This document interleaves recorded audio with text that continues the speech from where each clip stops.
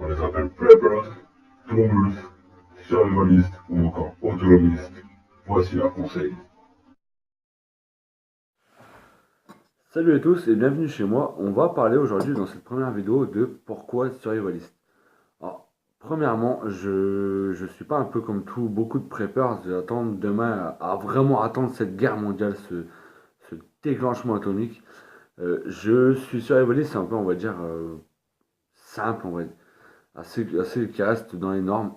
Je prépare vraiment, surtout pour les enfants, surtout pour vivre une situation d'évacuation, que ce soit un incendie dans l'immeuble, une coupure d'eau, une coupure d'électricité qui viendrait à durer 24, 48, 72 heures ou voire même une semaine. On vit ici dans une région qui n'est pas très à risque.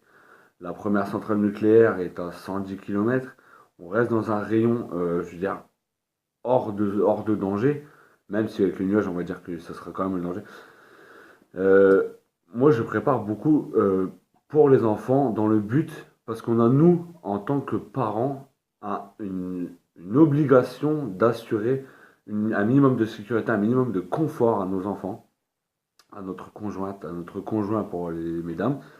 Euh, on- Moi, je ne vais pas forcément parler de couteaux, d'armes à feu.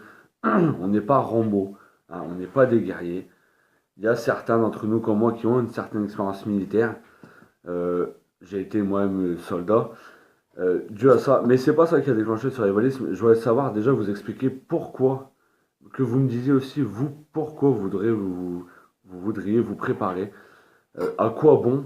C'est simple en fait. On va dire, je vais vous expliquer quelque chose, une petite anecdote.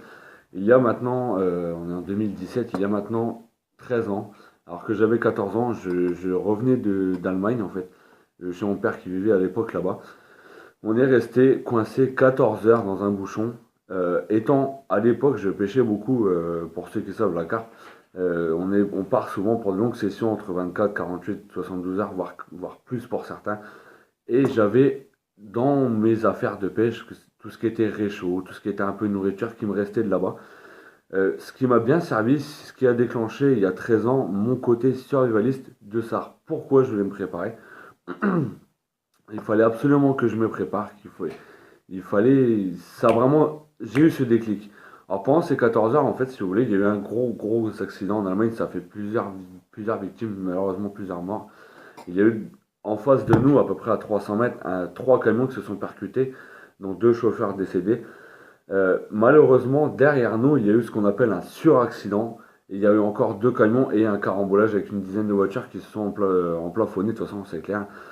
Le souci, c'est que la file d'attente, quand les secours sont arrivés, la file derrière nous ont eu, pendant ces 14 heures, une aide de la Croix-Rouge qui leur ont donné des vivres, de la nourriture. Malheureusement, nous, avec les deux incendies, on a eu du mal. On a eu, je crois, on a mis à peu près 9 ou 10 heures, je crois, à voir quelque chose. Je précise que c'était en plein été, c'était en fin août, je rentrais en France. Il faisait à peu près 30, 32, 30, 35 degrés dehors, il faisait vachement chaud. C'était l'été 2004. Oui, c'était ça, c'était l'été 2004. On n'en pouvait plus, on était dans la voiture. On n'avait pas la clim à l'époque, il n'y avait pas toutes les voitures qui n'avaient la clim. On avait beau ouvrir les carreaux, mettre la ventilation, ça changeait rien.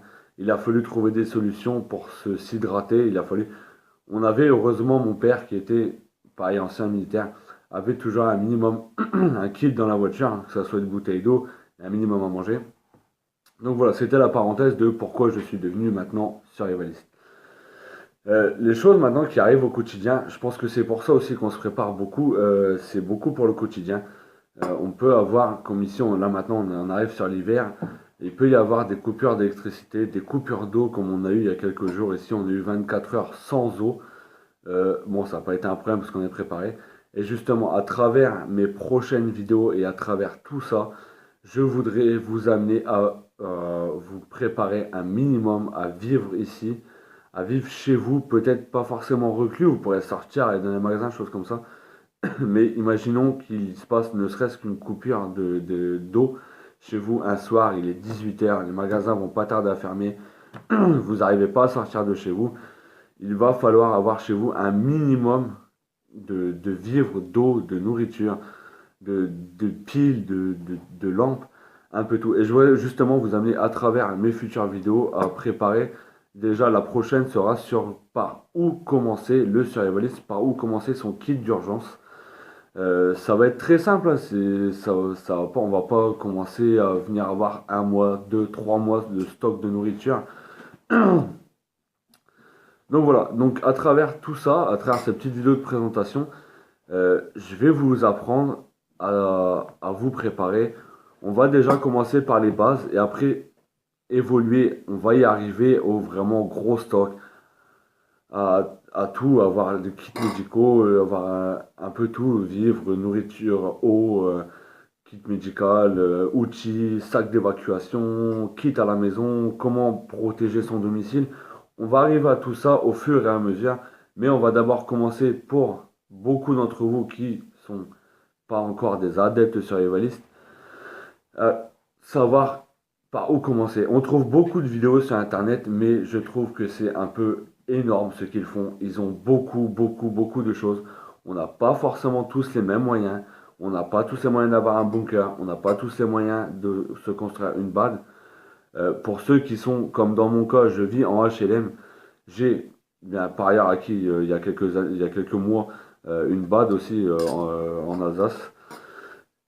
Euh, on n'a pas tous les moyens de ça.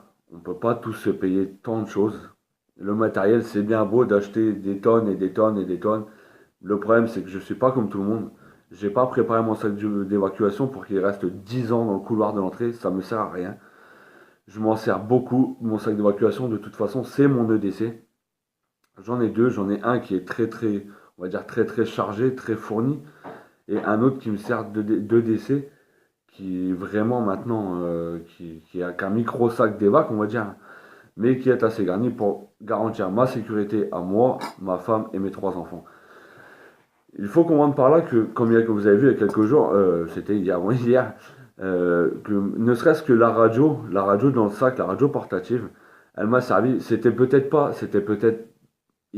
inutile, mais ça m'a servi d'avoir la radio dans le sac. J'ai fait 70 km pour rentrer. Mon autoradio s'était mis en mode safe, on va dire le mode sécurité. En fait, j'avais plus d'autoradio. Et il était quand même tard, les enfants étaient fatigués dans la voiture.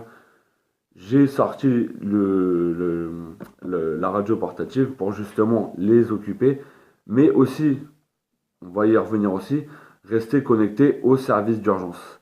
C'est très important. Vous pouvez être à ne serait-ce qu'à 50 km de chez vous. Vous allez pouvoir rester connecté avec tous les services d'urgence, ça les informations, qu'est-ce qui s'est passé, qu'est-ce qui se passe à l'heure actuelle. Voilà, donc il va être aussi chez vous, vous allez pouvoir aussi vous fournir en tout ce qui est radio. On va y revenir à tout ça. Donc voilà, cette petite vidéo de présentation pour vous expliquer le pourquoi, du comment, de la chaîne, de la page, des groupes. Je vous invite aussi fortement à venir vous inscrire aussi sur nos groupes survivalistes francophones gérés par Pierre Faubert. Et pour les Picards, dans mon cas, pour tous les gens de Hauts-de-France, c'est-à-dire 02, 60, 80, 59 et 62, à vous inscrire sur notre groupe. C'est Réseau Survivaliste Nord. Donc avec tous les numéros de département, vous le trouvez facilement.